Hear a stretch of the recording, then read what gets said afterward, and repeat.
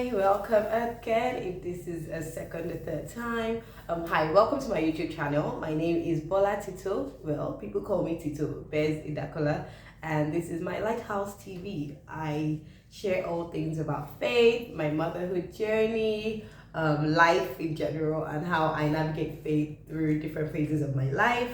So I hope that my gems help somebody out there. I just believe that it's important that the more we share, the more we speak, the more we find healing, the more we find the love of God, which are all the reasons why I keep doing videos. So thank you so much for subscribing, thank you for commenting, thank you for sharing, thank you for watching. How are you? I'm asking because last week was interesting for me and I really want to talk about that, just my reality for an instant, right? So I'm just wondering how you are, and if you're doing good, if you're going through a hard time, put it in the comment section and I will pray for you. I really will. So, and put that aside.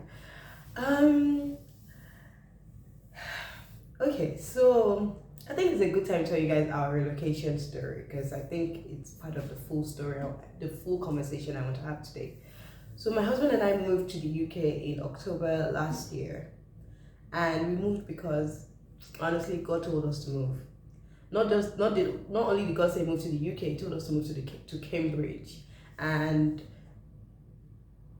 it was an interesting journey getting to the point where we accepted it. We're not actually planning to move. A few of our friends were moving, and we're supporting them and thinking, wow, everybody's leaving Nigeria. Okay, we have a role to play here in Nigeria. We really are Nigerians at heart, right? So the thought of relocation was not something that had even crossed our minds. I mean, God had actually given us the opportunity to move 3 years ago, which maybe I'll share later. And we didn't take it, because Nigeria was just home. And also because it was really hard. Okay. So in May last year, God starts to speak to my husband about moving again. He had a few dreams. So God speaks a lot. In my other video, I talked about the different ways God speaks. And one of the clearest ways for me personally is by my dreams. And if you look in the Bible, you see places where God spoke to people and gave instructions from dreams. You see Joseph, you see Daniel, you see Solomon. Literally, God made Solomon a promise in the dream that He was going to give him wisdom and wealth, right? And the moment Solomon woke up, he started to do thanksgiving as though it was already done. And later, God was like, exactly, sometimes I will give you strong messages in dreams and you take them as literal. So God really speaks through dreams. So if you have been dreaming a lot, it might be another way which God is trying to get your attention and tell you stuff. And Otilonge has this courses he does called he has a page called the Dreamers Corner on Instagram, and he shares like interpretation of dreams, and he has like dream interpretation courses, so you can check it out if you're looking for help understanding your dreams. So anyway, back to what happened to us. So May, my husband gets this, oh, you guys should move. He has a couple of dreams, and one, God was clearly saying to him, you're in the wrong geographical location. And then another one, I can't remember what it was, but it was another dream that was just pointing at moving. When he told me, I was like, good for you, but I think I'm good here. Like, let's see what God is saying, because I was not getting that. At the time, I was really building my counseling business in Nigeria. I was really doing well, influencing in Nigeria. I was, promoting my books. Opportunities were coming to me, so I really felt like I was thriving, right? And so the thought of relocating was very unsettling because I didn't know what I was coming to do here. The people, well, now God had opened to my eyes to the fact that many of the people that I connect with are all over the world, which is amazing because media is so powerful, social media especially. But at that point, I just felt like this is my area, right? Well, God was clearly speaking to my husband about moving, and I'm like, good for you. And so he starts the process and says to God, you know what? If you want us to move, there are a few things that are pending in our lives that you need to help us sort out, because we can't just go. Help us sort out these things, right? And then I think he had this conversation with God. Maybe 2 days later, he goes to Abuja, and then a friend of ours is like, oh, you know what? I felt led to tithe to you, to give my tithe to you. But my husband is very spiritual as well, and it was just an incredible, and it was a significant chunk that the tide was, and that tide was able to help us clear off a lot of things that we had. You know, when you've been building things, then COVID happened, so a lot of things were just like in the air for us. So we really needed like a good inflow to sort out a few things. So this friend gives us that. And that was the first sign that, okay, maybe God is really the one telling us to move. Because I was like, God, I'm not going to stress myself. You have to give us this kind of support for us to even think about moving. No problem. So that was the first step. So my husband told me, I said, good for you, good for you. Now, let me tell you what happened to us 3 years ago. 3 years ago, we had come to the UK. And it was the same way. It was a clear instruction. I was pregnant with Emmanuel. Go and have your baby in the UK. And then, you know, apply for the Global Talent Visa, which is a visa that got us here. My husband is a musician. So he applied for the Global Talent Visa as an exceptional talent. So go and apply for the Global Talent Visa and then stay after having the baby. But things were hard. I had the baby and then I had a 2-year-old. I was so stressed out. I was a bit depressed. I was so unhappy.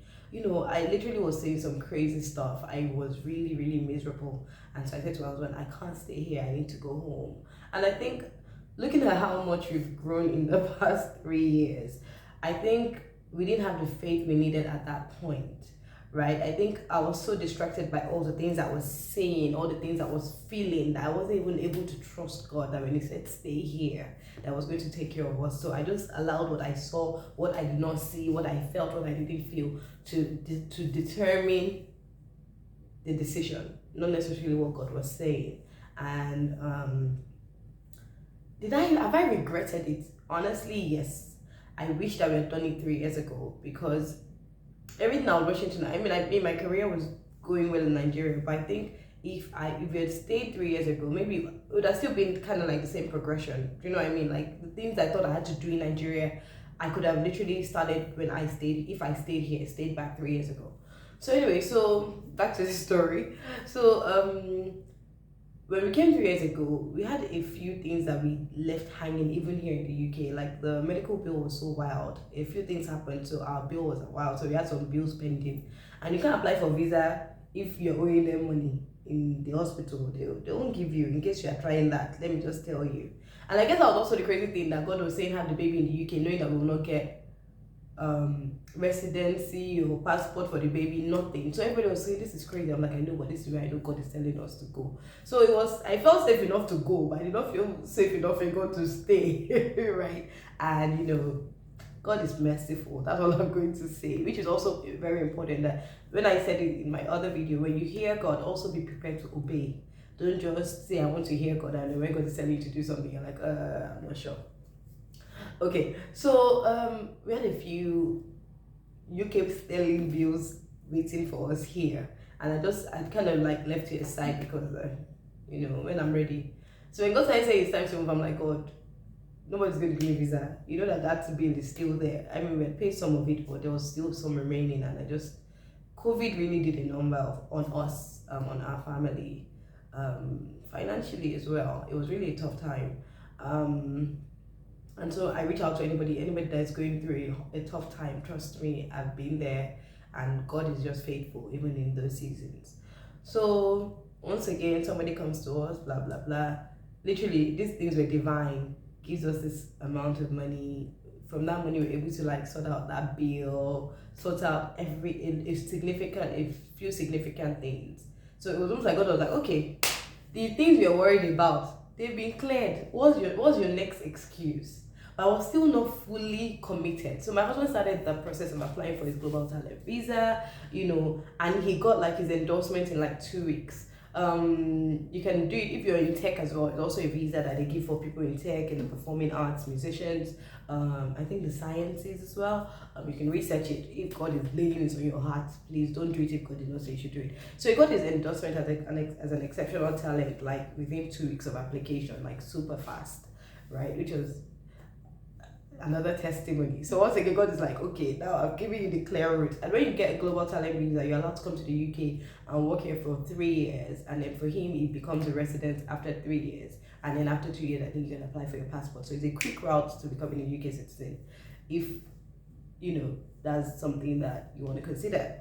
So imagine if you had come 3 years ago, by now we'll be talking about residency, not like us now starting our journey again. But All things have passed away, all things have become new. We've learned a few lessons. So people always say, how come you guys are so, you do some radical things? Because Beth and I do some radical things. And honestly, because we learned the hard way, right? So all the bills are cleared. Everything that I thought was a hindrance to getting a visa was sorted. So and then my husband now gets the global talent endorsement. So I'm like, okay, but I was still a bit, I just wasn't keen because I'd done, we'd been here 3 years ago. It was really hard. So the thought of moving with like 3 kids, at least then it would have been 1 child and 1 baby. Now it was 2 kids and a baby. I was like, oh, so I was not keen. No nanny, no help. Everything is expensive. It just, what am I going to do when I get there? It was really tough. It was a tough decision. And then my faithful father does what he does to me best. Gives me a dream.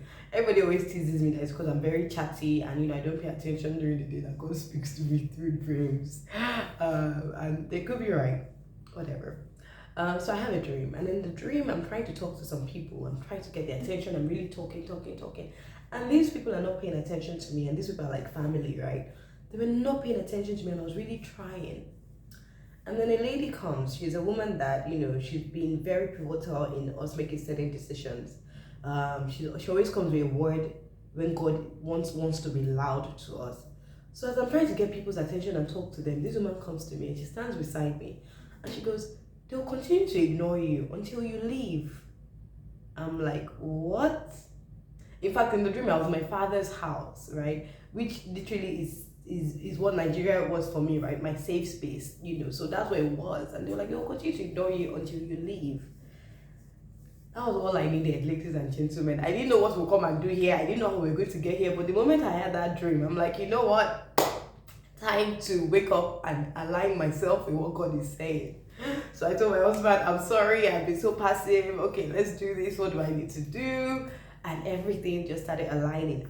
The moment we agreed, I think this was June, the moment I found it was like, okay, we'll go with God and everything.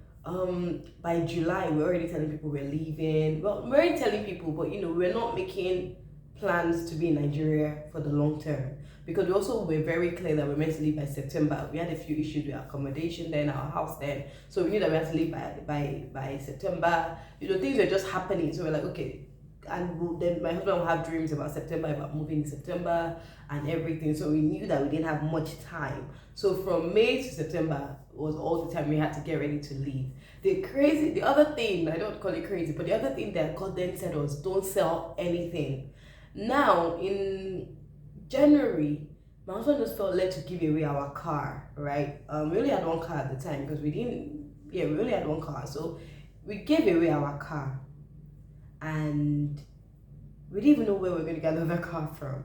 But just as we were giving away our car, our sister-in-law was traveling to Canada, and she sent us her car so that we would have something. She didn't even know we had given away our car. We didn't tell her. So when I say we do some radical things, we really do, right? So we had our sister-in-law's car, so because we were giving away ours, we didn't even know then that God was going to say we should move. So by May, we just started to say, okay, we are thinking about moving. Then by July, once I had that dream, I was fully aligned with him, and so give everything away. We started packing up all our stuff, ready to give it away. I think we didn't even have visa by this time. We had to apply for visa, and so we're doing all of this stuff, talking to. So I think at some point we started talking to our family and our friends about it.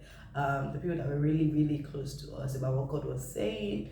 And then we started to give away things. People didn't even know why we were giving away. We were just like, oh, who wants a couch? Come and pick it up. Who wants a fridge? Come and pick it up. Who wants a freezer? Who wants this? Who wants that? Come and pick it up. And then the other thing that happened was it was going to cost a lot of money to move, because family of 5, health surcharge, visa fees, everything. And then once again, God leads us to someone and tells the person to give us the money we needed to move.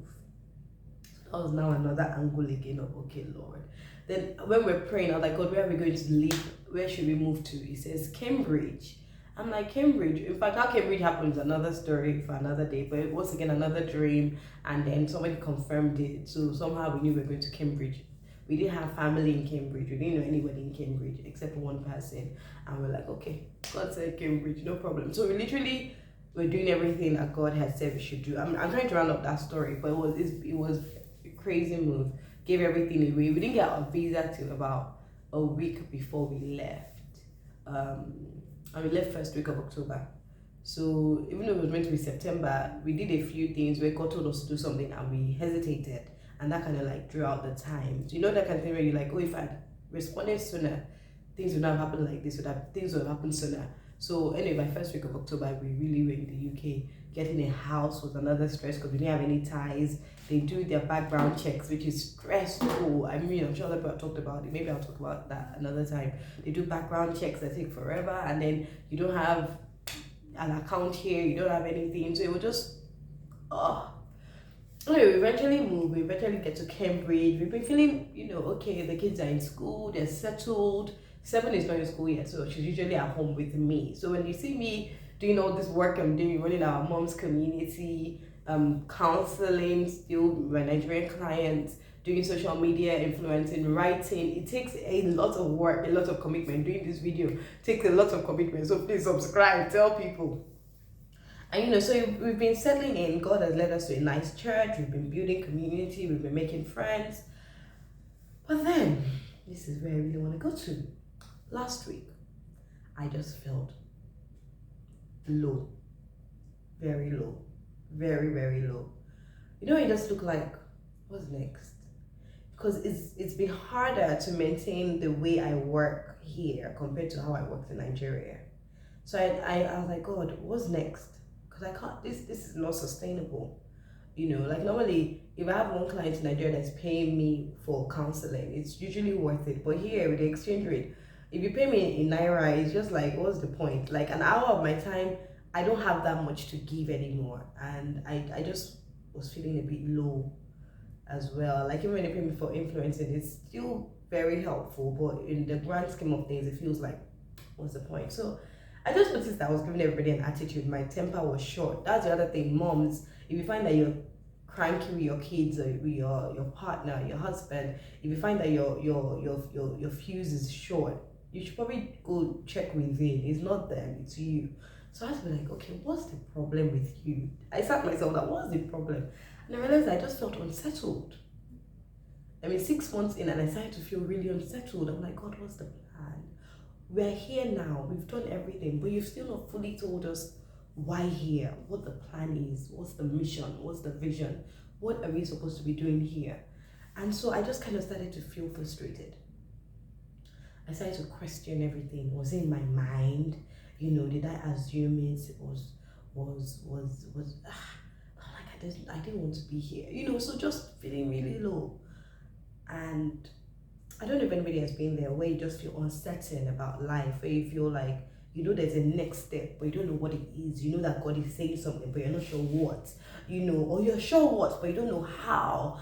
Or maybe it feels like God has never given you the full picture and you're just wanting God, tell me everything. And you want to know what will happen at the end now. You don't want to take it step by step. Okay, God, show me the final vision now. Then we'll now, and it's just giving you just enough for now. That's kind of where I was. I just felt it's an insane feeling of anxiety, like I don't know what's happening next.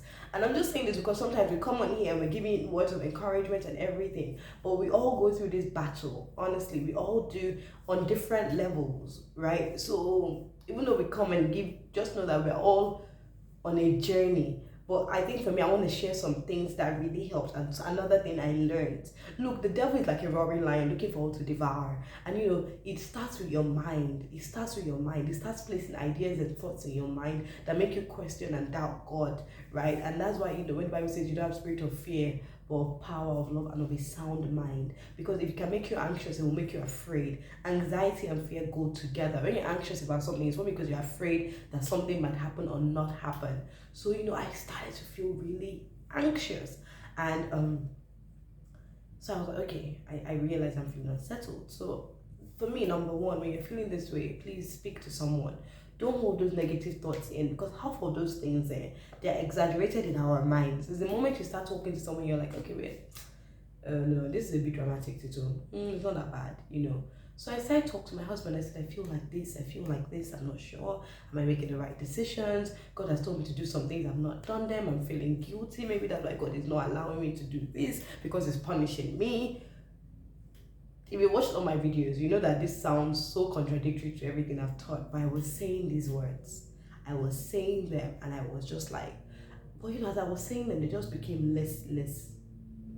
The thoughts became less powerful. I just thought, actually, even as I was talking, before my husband even responded, I was already like, you're actually chatting, what you're saying is not really true, you know, right? Because I know God, I know what God has done, I know it's clear as day that God told us to come here. I know all the things that happened in our lives that were clear signs that God told us to come here, right? And so for me to say those things, I just knew that I was agreeing with the enemy, and I had to literally repent from that, because our words carry power, and when you're saying things like that, you're aligning with the lies of the devil, and you're also holding back from the things that are meant to happen for you. Pastor Paul talks a lot about angels. There's a message he has about angels, and how, you know, angels work by what we say. So if you're meant to be saying words of authority and, you know, commandments and all of that, but you're saying this kind of words, if an angel is meant to be doing something, what you're saying is not aligning. Do you understand? So things will not happen as they should. So I'm like, God, I took them back, and I started to speak life over my situation. But I was honest, but at the same time, even as I say that, I think it's also okay to understand that God really loves you. Dr. Caroline Leaf talks about freaking out in the love zone, which means there's a point where you get to where it's like, you know what, God, this is how I feel. David got to that point many times, you know, like, and he'll go to God with it, like, Father, this is me.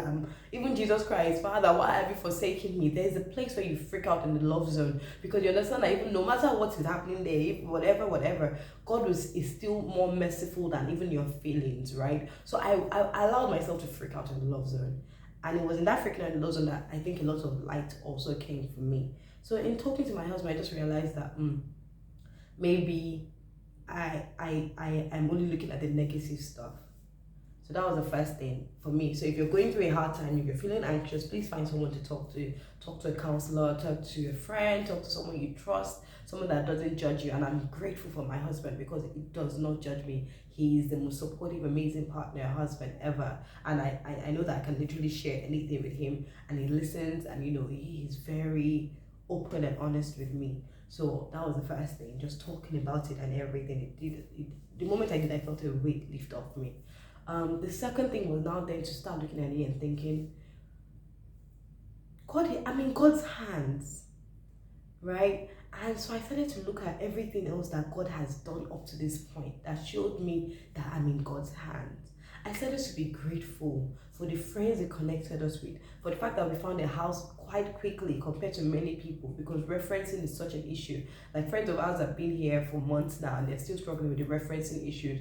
Like, it's not as straightforward, but we found favor with the house we live in. You know, we found help. Like, when we were coming, friends gave us like a lot of support. You know, even everything that happened, we came here literally like as if, like, maybe that's what it was. We came here, it was such a relatively easy move.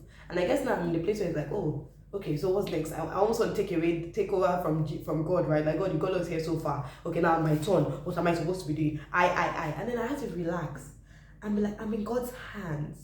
So instead of complaining, I started to look at all the things God had done. And we're just talking about it once again with my husband. Just being grateful for how He brought us here, for the things He did, for the people He connected us with, for our children, how they're settled in school. When our son first came, when our son Joshua first started school, like, the teacher had to ask us, has he been in school before? Because the school he was in Nigeria was like a play-based school, and now this was like a formal setting. So he was really struggling, and he'll go, I hate school, I miss my old school, all of that. And, you know, 4 months down the line, we're talking to his teacher, and she's like literally raving about him, how smart he is, how good he is. And then the best part for me, she was like, he's friends with everyone, like, it's almost like he's always been there. And I couldn't believe it, because I know how anxious I was when he first started. And I just, you know, but in my anxiety, I missed all of the beauty of what God had done. And even as I'm talking now, I'm tearing up, because I see what God has done.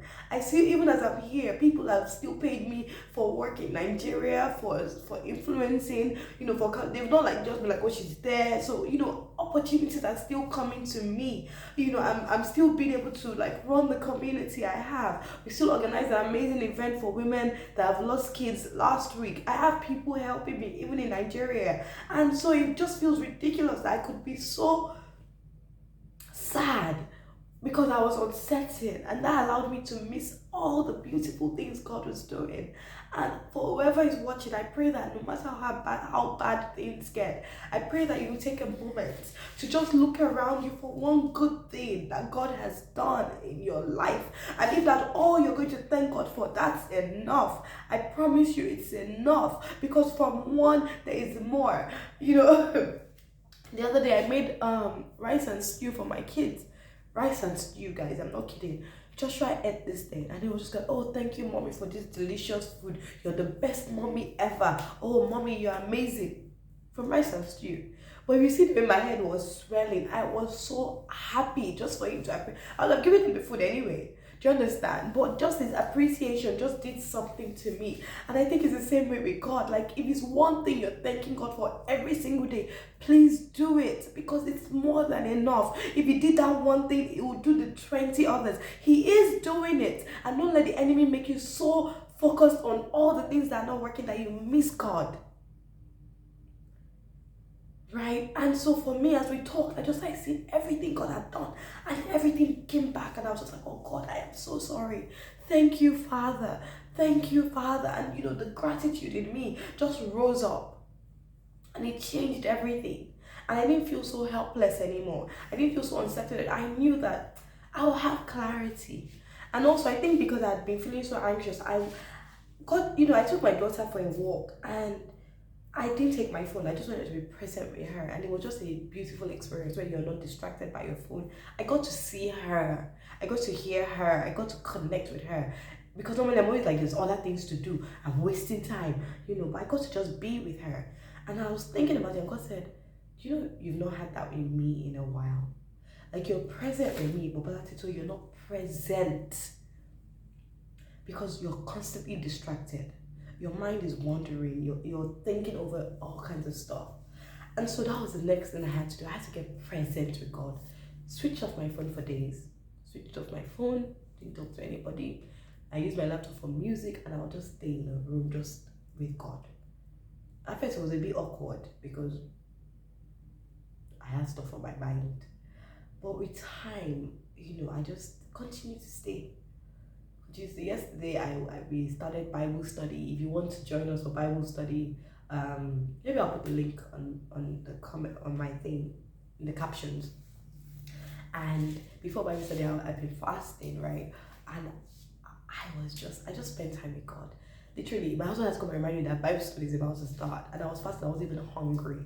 I was so filled up. I was so alert. God was speaking. Because I really decided to let go of everything else, and I decided to be deliberate about reconnecting, because God is always present, but I was not present with him.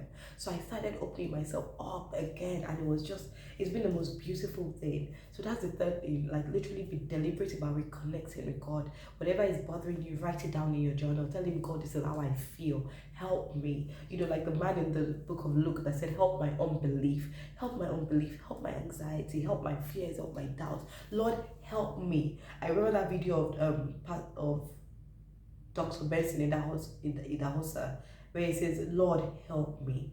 Lord, help me. Lord, help me. If that's all you can say, that's more than enough. Lord, help me. Even as you're watching this, you can say it now. Lord, help me. I am struggling with fear. Lord, help me. I need provision. Lord, help me. I'm afraid I will miscarry this baby. Lord, help me. I am worried about my marriage. Lord, help me. My children, Lord, help me. My home, Lord, help me. In the work of my hands, Lord, help me. That's all you need to say sometimes. And that's all, so I got that place of, my God, please just help me.